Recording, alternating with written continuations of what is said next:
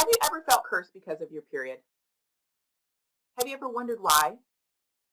Give me about 4 minutes and I'm going to teach you the most common symptoms of fibroids. I know that terrible periods suck and I don't want to add anything to your plate. So what I'm going to do is grant you free access to the first module, Fibroid Causes, of our Fibroid Freedom Workshop. Just leave me a meme describing your period. It can be funny, it can be angry, it can be whatever. Just describe your period in a meme down below in the comments, and I will send you the link via messenger. I don't need your email or phone number or firstborn or anything like that. Just my gift for you watching. So for those of you who don't know me, my name is Rosa Crumpton. I'm a researcher turned registered nurse and health equity advocate. I know that empowered people have better healthcare experiences and outcomes, and that's what I'm here to do. So remember, give me about 4 minutes, and I'm going to teach you just a little bit about some of the common fibroid symptoms. And before we go any further, let me do my little timeout. Although I am a nurse, I'm not your nurse, I'm not your healthcare provider. So what I'm providing is education. This is not a cure, diagnosis, or anything of that nature. Please, I want you to follow up with your doctor or your primary care provider, women's health provider, or what have you. So back to our symptoms. So number one is heavy or prolonged periods.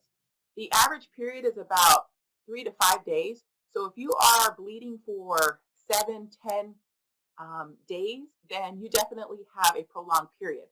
Heavy periods are kind of subjective, but if you're going through a massive amount of pads or tampons, or you're constantly emptying your menstrual cup, then you may be classified as having heavy periods.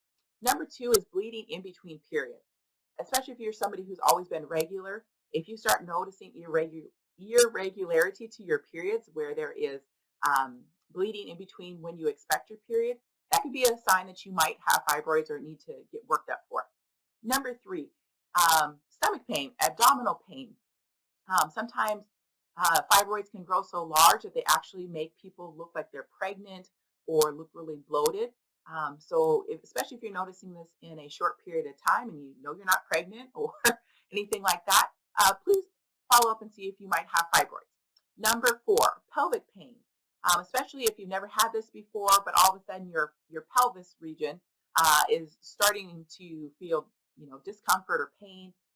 Doesn't have to be with any particular activities, or if you do notice it with activities, be sure to talk with your medical provider.